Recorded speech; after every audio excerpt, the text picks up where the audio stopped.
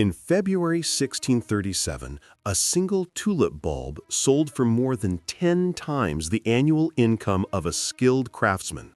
1 month later, that same bulb was worth less than an onion. But here's what they don't tell you in economics textbooks. Tulip Mania wasn't actually about tulips. It was the world's first experiment in something far more dangerous: financial instruments that let you bet on things you never intended to own. The Dutch didn't just create a bubble, they accidentally invented the derivatives market, options trading, and futures contracts, the same financial weapons that would later trigger the 2008 housing crisis, the GameStop frenzy, and every major market crash for the next 400 years. This is the story of how Holland went insane over flowers. You need to understand what Holland was in the 1630s, the richest place on earth. This wasn't Renaissance Italy or Imperial Spain. This was a nation that had just won its independence from the Spanish Empire through sheer commercial dominance. The Dutch East India Company, the VOC, was the world's first publicly traded corporation, and it was printing money. Dutch merchant ships controlled global trade routes. Amsterdam's warehouses overflowed with spices from Indonesia, silver from Japan, and exotic goods from every corner of the known world. But here's the critical detail. All this wealth created a new social class that had never existed before. These weren't aristocrats with inherited titles. They were merchants, traders, and skilled workers who suddenly had disposable income and no idea what to do with it. In feudal Europe, your social status was fixed at birth, but in the Dutch Republic, money could buy you prestige, and nothing signaled wealth quite like a tulip garden. See, tulips weren't native to Europe. They came from the Ottoman Empire, brought by botanist Carolus Clusius in the 1590s. These flowers were exotic, rare, and subject to a biological quirk that made them perfect for speculation. Some tulips carried a virus, the mosaic virus, that created stunning, unpredictable color patterns. A plain red tulip could suddenly bloom with dramatic white flames or yellow streaks. This randomness meant that tulip breeding was essentially a lottery. Plant 100 bulbs, and you might get one spectacular specimen worth a fortune. The most famous was the Semper Augustus, a white tulip with blood-red flames. Only 12 bulbs existed in the entire world.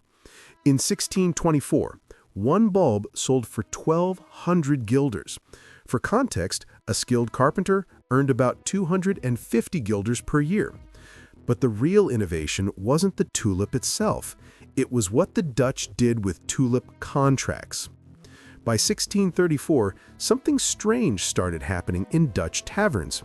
Tulip traders gathered not in fancy merchant houses, but in local pubs called colleges, where they would buy and sell tulip bulbs over drinks.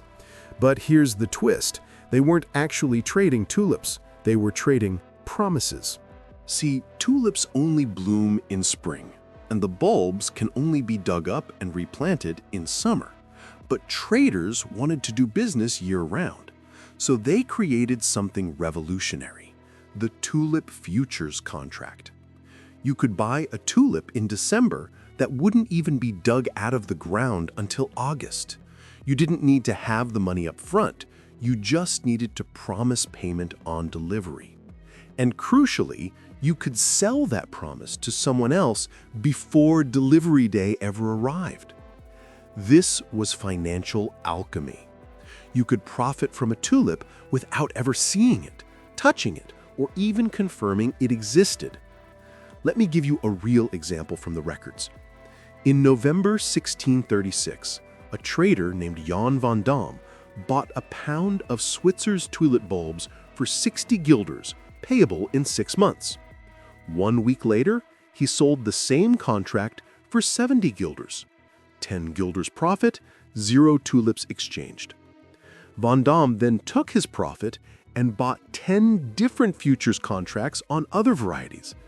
This is where it gets insane. By December, he controlled contracts for over 150 pounds of tulip bulbs worth 40,000 guilders. His actual capital? Maybe 2,000 guilders? This wasn't investing. This was leveraged speculation with no downside risk. Or so everyone thought. The tavern trades operated on a handshake system with built-in protection for buyers. If you bought a tulip contract and the price fell, you could walk away by paying a small penalty, usually 3.5% of the contract price. It was essentially a put option.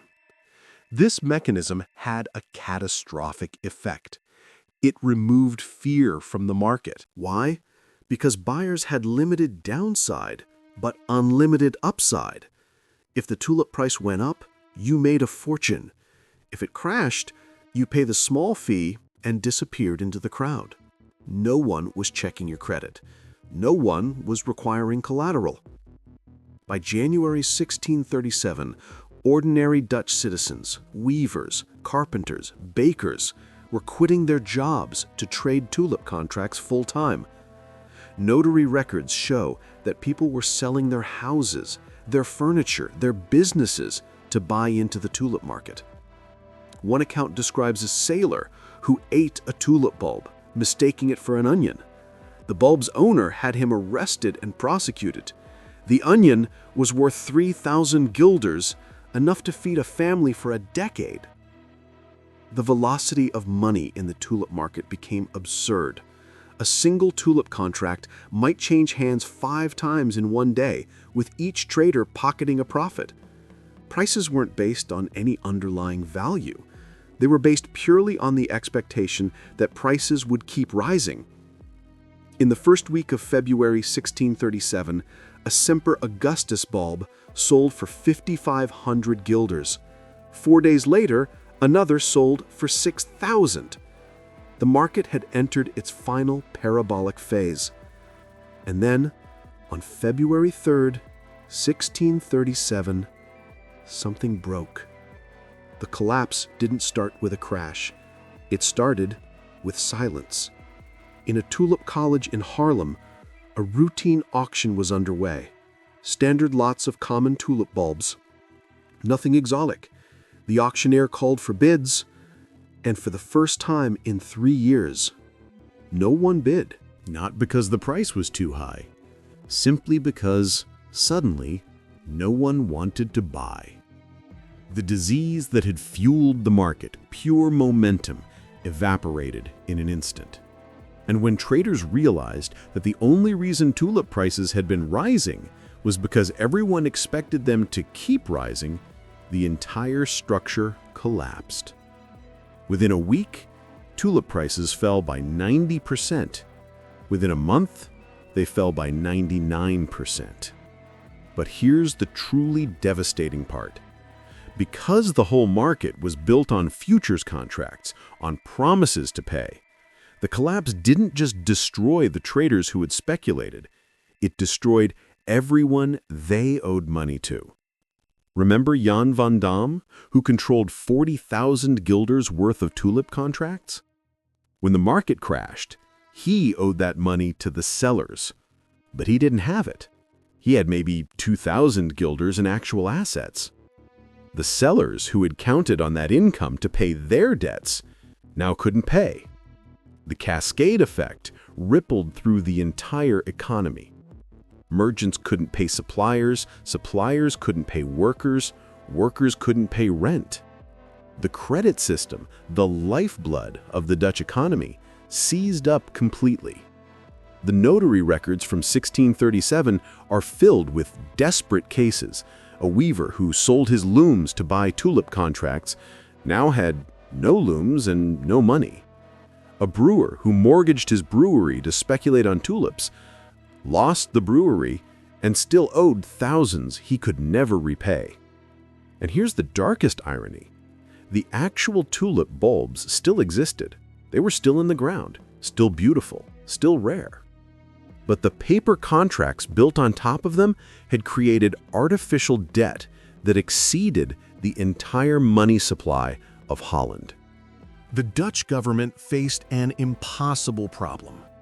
How do you unwind a market built entirely on leverage and broken promises? Their first instinct was to enforce the contracts. If you signed an agreement to buy a tulip for 3,000 guilders, you owed 3,000 guilders, regardless of what the tulip was now worth. But enforcing this would have bankrupted thousands of families and businesses, triggering a full economic depression. So they tried the opposite, declaring all tulip contracts made after November 1636 null and void.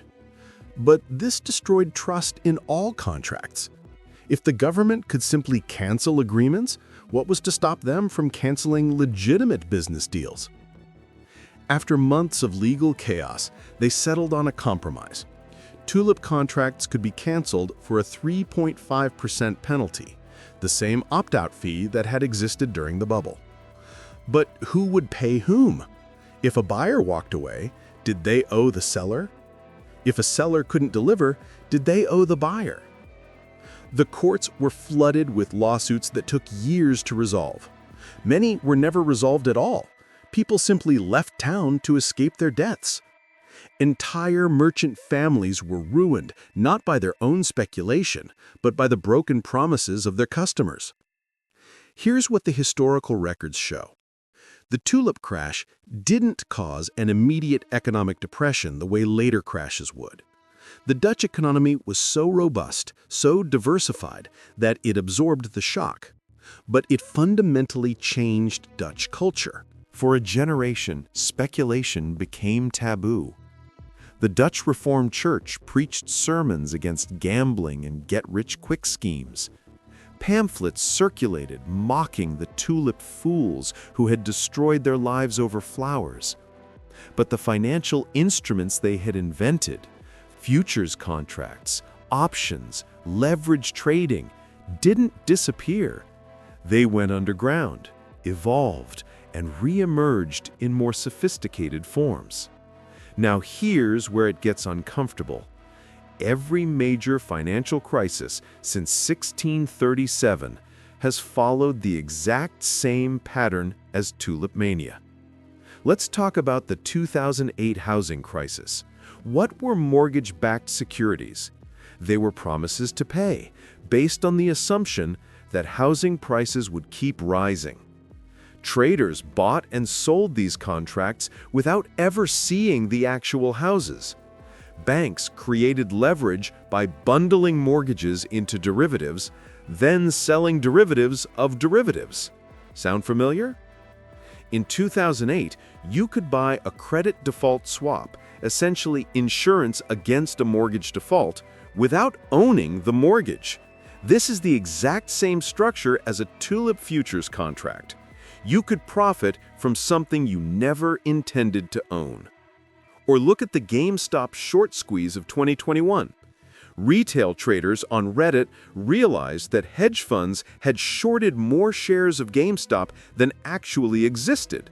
They had sold promises to deliver shares they couldn't deliver. The price skyrocketed not because GameStop was valuable, but because short sellers were trapped in a mechanical squeeze. Pure momentum, just like tulips.